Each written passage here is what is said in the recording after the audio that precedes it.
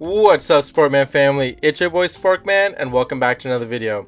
Today I got a bit of a story time to tell you all, but you saw the thumbnail, are the Yu-Gi-Oh! Locals we love dying? So, as a person that grew up not even knowing that there were Yu-Gi-Oh! Stores around, I just knew that Target had Yu-Gi-Oh! Cards, Walmart had Yu-Gi-Oh! Cards. I would go there and get my, packs and everything. It's not till like later on, maybe like when I was 12, 13, I realized, oh my gosh, there's actual Yu-Gi-Oh stores that we can actually go to and shop everything Yu-Gi-Oh, and that was really cool. Now I was, screwed over a few times. Just gonna be honest here. I had an Ultimate Judgment Dragon growing up, and I don't know the value. I don't know prices like that. I'm not thinking that this card is worth this much. I just look at another kid's binder or another, in this case, guy's binder at the time, and I saw Dark Magician, a Blue Eyes, a Time Wizard, and I saw those three cards. And I'm like, heck yeah, I want them. And he said, yeah, I'll do these three cards for that one card, and that being my Ultimate Judgment Dragon. And I'm like, sure. Like, oh my gosh. Look at those cards. Those are much better.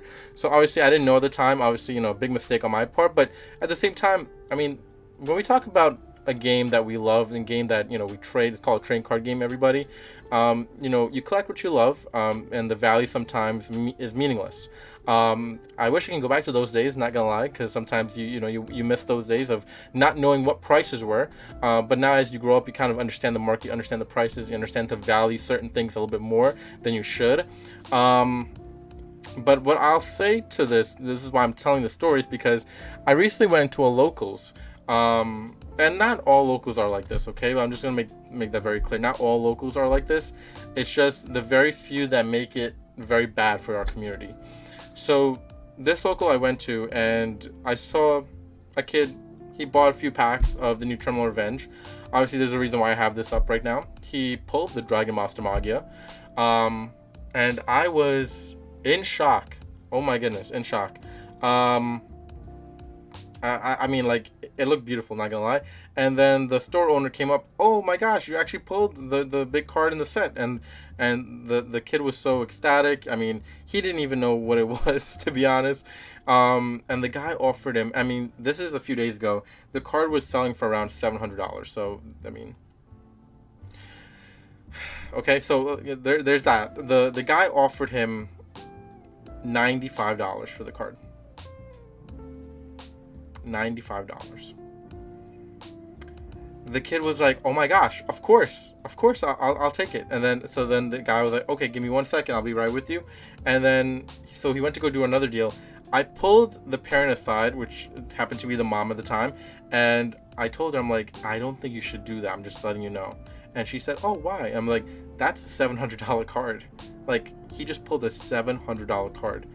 Like, that, whatever he's trying to do now, like trying to buy that card for that much, is he's basically screwing you over. I just want to let you know. Maybe you should tell your kid, like, hey, let's put this up on eBay. You make some money, and then you could allow him to buy some more packs or whatever you want to do with the money. But that's a $700 card. I really wouldn't sell this for $90. And she's like, are you sure? So then I pulled up TCG Player and I showed her, and the guy came running back because he saw me talking to her. He's like, oh yeah, ready to make the deal? And the woman was like, no, I'm sorry, we're not making this deal anymore, I'm sorry.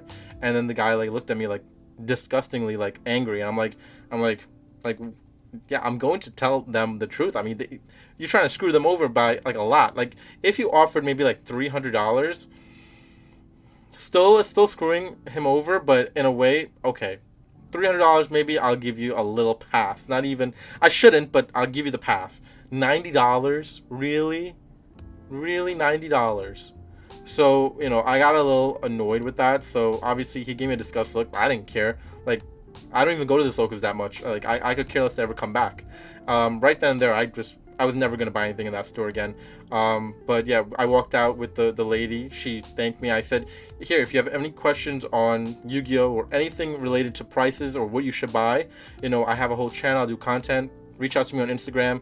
I may take a while to respond, but I'll respond to you. She was so appreciative of the kindness, and we need more of that in the Yu-Gi-Oh community, especially for kids that are trying to get into this game, that are looking to just divulge themselves into a hobby like this, especially since that is what's missing from Yu-Gi-Oh, is that aspect. Yes, we need more stuff like that. So 100%, I told her, anytime, just feel free to message me about anything Yu-Gi-Oh related. I'll let you know. And she was so appreciative. And I told her, I'm like, if you really want to sell this card like almost immediately, sell for like $600, $650, and it'll sell quite quick. Now I should probably tell her at this point to sell it for like $800. Probably would sell at that point. But yeah, I mean, really ridiculous sometimes at the shops. And then this next situation I'm discussing is a store I went to about, I would say, 2 weeks ago at this point.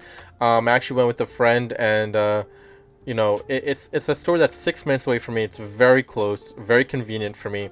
However, though it might be convenient, I never go to the store because it's always overpriced. A lot of the times it's just, I feel like the customer service is just missing, it's just not there. However, my friends have also told me, if it's gotten better, people are nice, prices are not as bad. So I was like, okay, so let me go. So I actually went with a friend, and we're looking at cards. I would say just the vibe just seemed a little off. Obviously I've always just had that vibe in that store, but then obviously we were looking at cards, and we looked at one card, and I said, how much is Apollosa, for example? And he said $27. I said, oh, okay, would you do 25 cash? And he's like, no. And I was like, oh, okay, you're not willing to do 25 cash? And he's like, no, sir. And I'm like, okay. And I look at my friend, and he's like, yeah, no. So we walk out, and I'm just like, really? Like, one, you're rude, and that's never a good feeling when you're trying to buy something from someone. Two, negotiating $2 down, you're not really willing to do a $2 difference. Like, really? Yes, $27 is basically what it could be going for here. 25, basically here, near mint 25 actually. Look at that. But you really can't do a $2 difference. But on top of it, even if you didn't want to do $2 difference, and maybe I would have bought it 27, could you be a little nicer? Can you sell the card like you want to sell the card to me instead of being rude? Where's the customer service? So a lot of times I've gone into stores, and a lot of people know that I've been around on my channel for a long time. I do a lot of vlog stuff on stores. I do like a lot of Adam's Inside Look. So I do a lot of the type of stuff when it comes to like going into stores. I've gone to stores in New York, Texas, Florida. I've gone everywhere and going to stores. And sometimes what's missing a lot of times from those stores is the customer service. More times than not, the customer service is there, but I've run into a few stores where I'm just like, holy hell, what the heck is going on? Why are they so rude? Why are they so like this? Like, at a store, and I say this because if you open a game store, especially in this market and this time, you just have to be so welcoming and just like understanding, and also willing to negotiate as well. I mean, that's the whole point as well. I don't know, it's just like some stores don't get that. I feel like they think that they're going to have business all the time. It doesn't happen that way. Plus, word of mouth is very important for a store to succeed. And with game shops closing every year, and more so every year, especially with the online business of TCG Player, Amazon, all these different places you could start buying cards, and it's just, what's the sense of buying from a shop that's going to be rude rather than just not dealing with anybody and just buying from online? That's why a lot of people are just choosing to buy online rather than going to a store, because they don't want to deal with the people.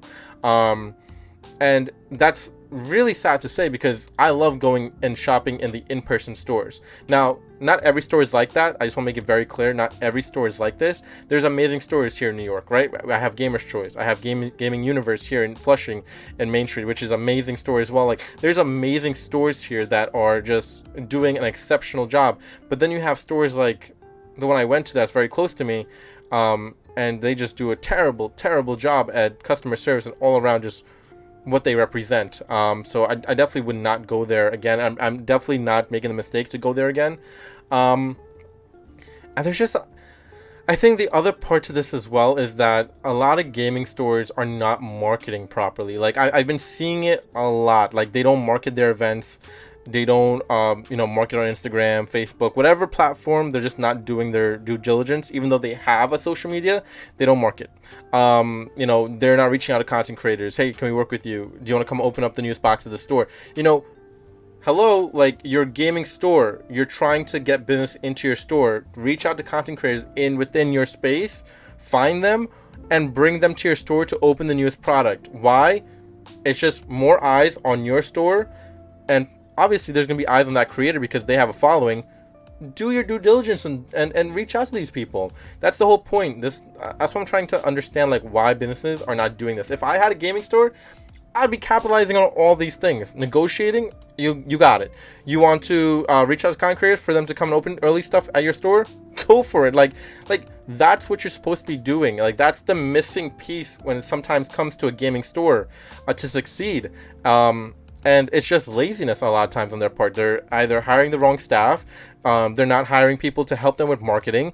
And to be honest, it's not that difficult to hire maybe even an intern that's doing college classes that can say, oh, let's do this. Because I bet you 9 times out of 10, a marketing person is willing to take an internship to do anything like that. I mean, that's just opportunities for them in their back pocket, and then opportunities for you to succeed getting a young student, picking their brain as to how to better market their platform on social media and market their store. So there's a lot of missing pieces right now, but also, you know, it's all about businesses just doing themselves dirty by their customer service and all these other things, hiring the wrong staff members, trying to scam people out of their card, or even like overprice their stuff. Like I went into the same store, and not even joking with you. Now, obviously, Infinite Forbidden is the newest set that just came out.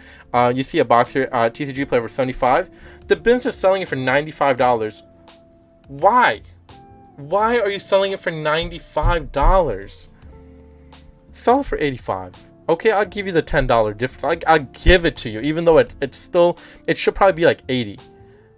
85, okay. 95? Really? Like, how do you expect someone to go into a store and pay $20 more than they are on TCG Player? Yes, I know the online store, you know, you can pay cheaper online than... I get the whole business aspect of certain things. I get how much you have to pay for certain stuff compared to the online stuff. I get it, but at the same time, you can't expect someone to pay $20 more for your product than online. I mean, it's just not going to happen. And this same store I'm talking about has boxes upon boxes just not being open, people not buying into their store or their whatever they're trying to do there.